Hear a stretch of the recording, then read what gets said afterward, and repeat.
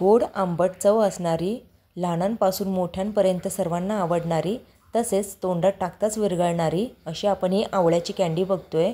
Namaste, me Pallavi, simply cook with पल्लवीच्या किचनमध्ये तुमचे खूप खूप स्वागत आहे।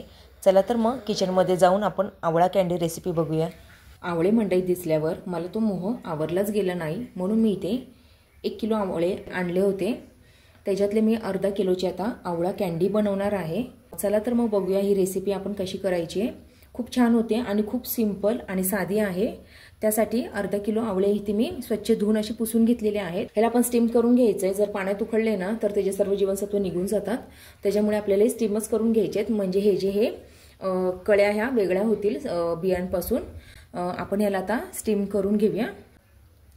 इथे मी कढई प्रीहीट करण्यासाठी ठेवली होती। आता आपल्याला ह्याच्यात आवळे 10 मिनिटांसाठी उकडून घ्यायचे आहेत किंवा वाफलून घ्यायचे। लगेच हे पटकन वाफलतात। ह्या आवळ्यांपासून आवळ्याचं लोणचं, आवळा मुरंबा, आवळा सुपारी असे विविध प्रकार आपल्याला करता येतात। हे आता आपण 10 मिनिटांसाठी स्टीम होऊन देऊया।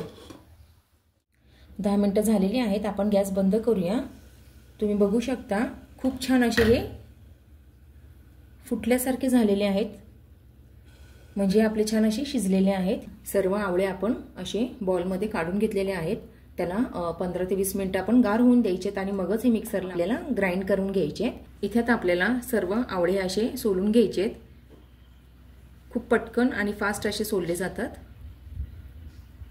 आणि जे बिया या वेगळ्या करायच्या आहेत। सर्व आवळे आपण अशा प्रकारे सोलून घेऊया। हे सर्व बिया काढून आता आवळा झालेला आहे रेडी।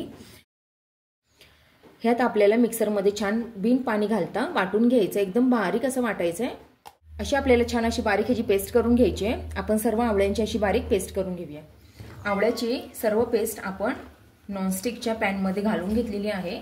आता पाणी आटेपर्यंत आपल्याला एक सलग असं परतून घ्यायचं आहे आणि पॅन हे कधी पण नॉनस्टिकचंच घ्यायचं आहे, म्हणजे हे छान आपल्याला परतता येतं आणि ते खाली चिटकत पण नाही। आता आवळे अर्धा किलो होते, म्हणून आपल्याला पिठी साखर ही अर्धा किलोच घ्यायची आहे, किंवा तुम्ही इथे गूळ पण वापरू शकता किंवा खडी साखरची पावडर पण आपण करून इथे वापरू शकतो।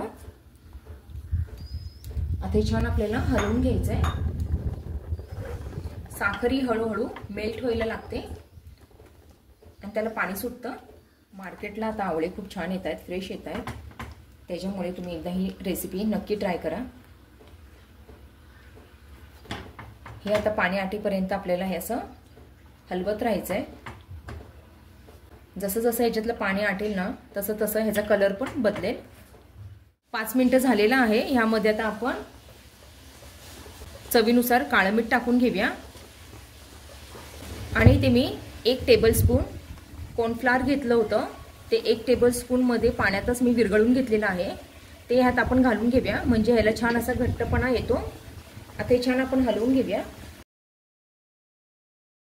या मिश्रणामध्ये आता आपल्याला अर्ध लिंबू पिळून घ्यायचं आहे, म्हणजे त्यामुळे काय होतं ना, साखर हे क्रिस्टलाइज होत नाही किंवा साखर ही कडू लागत नाही। त्याच्यामुळे जरी तुम्ही कुठल्या पण पाकाचा पदार्थ केला तरी त्यात थोडं लिंबू पिळलं ना तरी ती साखर अशी जमा होत नाही। आता आपण यामध्ये अर्धा चमचा तूप घालून घेऊया, म्हणजे काय होतं ना, ह्याला खूप छान अशी चमक येते या मिश्रणाला। आणि तुम्ही बघू शकता आपलं हे रेडी व्हायला लागलेलं आहे, म्हणजे एका साईडला असं गोळा होत आहे, मगच आपल्याला तूप घालून घ्यायचं आहे। इथे आपलं छान असं हे मिश्रण कँडीचं बनलेलं आहे। तुम्ही बघू शकता खूप घट्ट झालेलं आहे आणि मेन म्हणजे ते असं पॅन सोडतंय, म्हणजे आपलं हे रेडी झालेलं आहे। आता आपण बटर पेपरवर ह्याला सेट करायला ठेवायचं आहे। आपण आता इथे टाकून घेऊया। मी या बटर पेपरला थोडं तूप लावलं होतं। आता हे आपण ह्याच्यात मिश्रण टाकून घेऊया सर्व। असं हे आपल्याला टाकून सर्व स्प्रेड करायचं एकसारखं आणि रूम टेम्परेचरवरच ह्याला आपल्याला सेट करायला ठेवून द्यायचं आहे। इथे आपलं आवळा कँडी ही अशी छान आपल्याला अशी ही पसरून घ्यायची एकसारखी आणि त्याला आता रूम टेम्परेचरवर आपल्याला ह्याला 4-5 तासासाठी सेट करायला ठेवून द्यायचं आहे। इथे आपलं आवळा कँडी ही रेडी आहे। ह्याला आपण बटर पेपरवरनं काढून घेऊया। आपली आवळा कँडी छान अशी झालेली आहे, ह्याला आपण कट करून घेऊया। इथे आपली आवळा कॅन्डी ही रेडी आहे। ह्याला अजून आपण असे चौकोनी पीसेसमध्ये कट करणार आहोत। त्याआधी मी तुम्हाला एक व्ह्यू दाखवते। खूप छान अशी झालेली आहे, कडक झालेली आहे, तुम्ही बघू शकता। याला आपण कट करून घेऊया चौकोनी पीसेसमध्ये, म्हणजे ते मुलांना पण खायला अट्रॅक्टिव्ह वाटतं आणि पावडर शुगरमध्ये आपण त्याला डिप करून घेऊया। चला मी तुम्हाला ती पुढची प्रोसेस दाखवून घेते।